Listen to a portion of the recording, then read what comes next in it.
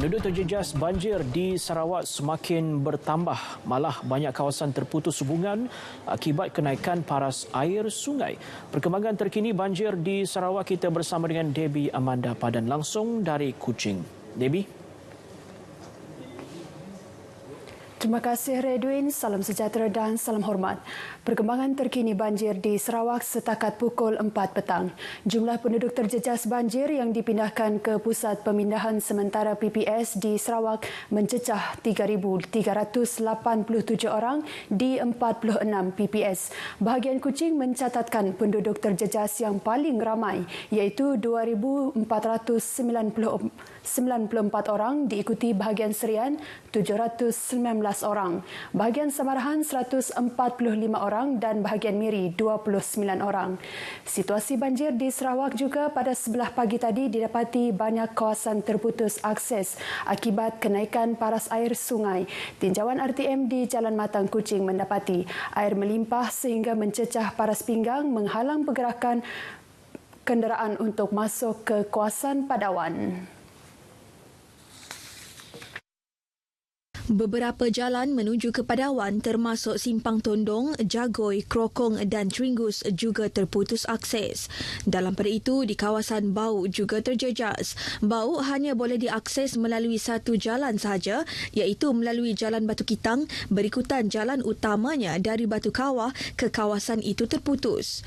Dalam pada itu, penduduk di kawasan Serembu diminta bersedia untuk dipindahkan pada bila-bila masa berikutan trend air yang semakin menaik.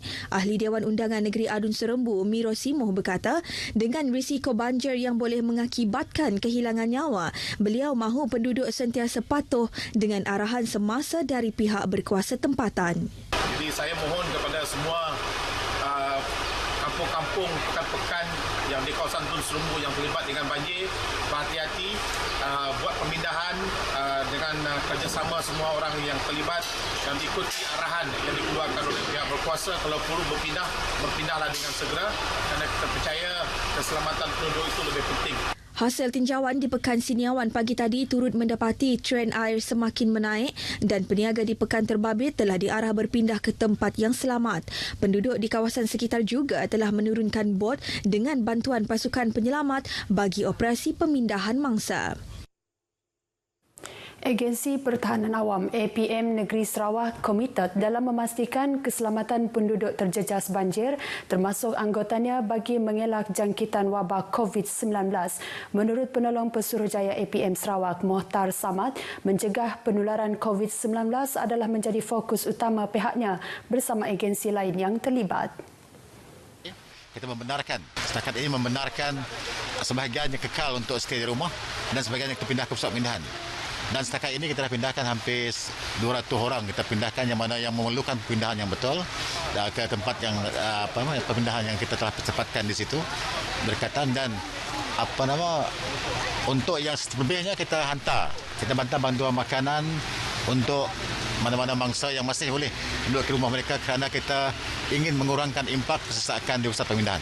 Beliau ditemui RTM ketika memantau situasi banjir di Kampung Rantau Panjang di Batu Kawah Kuching. Pada masa sama, beliau ingin menasihatkan penduduk terjejas banjir tidak terlalu leka bermain air banjir, terutamanya kanak-kanak, bagi mengelak sebarang insiden. Tidak pernah mengalami paras air naik mendadak secepat ini dalam tempoh 13 tahun yang lalu. Itu luahan pengalaman salah seorang penduduk kampung Sinar Budi Baru Kuching, Muhammad Sulaiman Solhi, yang dilanda banjir sejak malam tadi. Muhammad Sulaiman Solhi, seorang guru, menceritakan pengalamannya berdepan dengan situasi banjir yang disifatkan sebagai paling buruk sejak 13 tahun yang lepas. Dalam pukul 10 lalu, kami dah letak kenderaan di luar. Tapi dalam pukul 11.30 air tiba-tiba naik. Dan sempatlah mengangkat barang ke atas lah.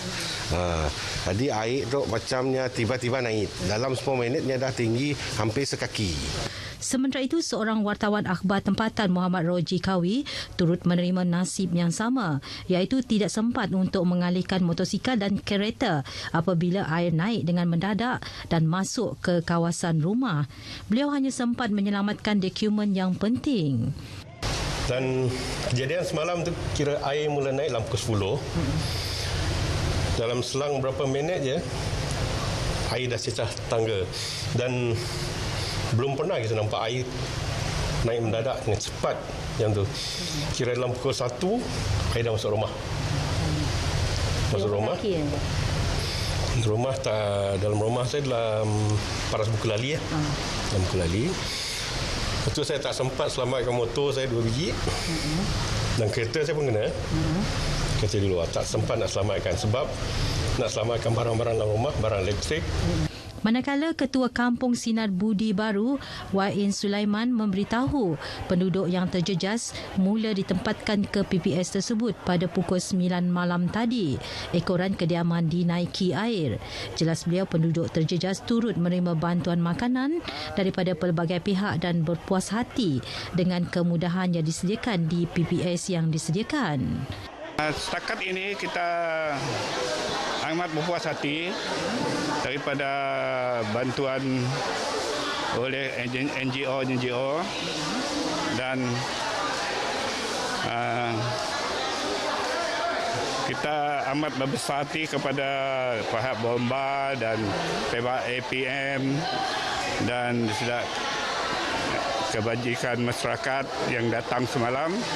Tinjauan ke Kampung Rantau Panjang di Kuching turut menyaksikan kawasan masih digenangi air dan penduduk terjejas kini masih berjaga-jaga.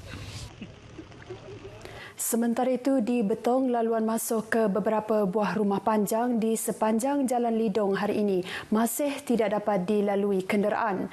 Maklumat daripada Balai Bomba dan Penyelamat Betong menyatakan paras air yang menenggelamkan laluan tersebut setinggi 0.6 hingga 1.2 meter.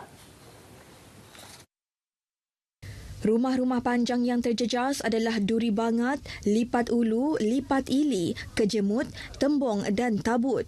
Laluan ke Sekolah Kebangsaan Tabut juga terjejas. Sementara itu, di Rumah Panjang Lidong Baru, bahagian ruang tamu, ruai dan bilik masih lagi ditenggelami air setinggi 0.3 meter. Tiada pemindahan dilakukan dan penghuninya kini tinggal di tingkat atas rumah panjang mereka. Mayat bayi perempuan yang baru dilahirkan ditemukan di belakang sebuah bangunan di Jalan Bukit Mata, Kuching malam tadi. Ketua Polis Daerah Kuching, ACP Awangdin Awanggani berkata, bayi cukup sifat itu ditemukan dalam keadaan terbaring di tempat kejadian dengan kecederaan di bahagian kepala, kira-kira pukul 9.20 malam. Dedahnya berdasarkan kecederaan pada bayi tersebut, mangsa dipercayai dicampak dari sebuah bilik hotel berdekatan. Dalam kenyataannya, beliau memberitahu siasatan lanjut membawa kepada penahanan seorang remaja warga tempatan berumur 19 tahun yang disyaki merupakan ibu kepada bayi berkenaan. Remaja terbabit ditahan di sebuah bilik hotel berdekatan dengan tempat kejadian. Mayat bayi berkenaan telah dihantar ke Hospital Umum Sarawak, HUS, untuk tindakan lanjut, manakala suspek turut dihantar ke HUS untuk rawatan. Kes disiasat di bawah Seksyen 318 Kanun Keseksaan.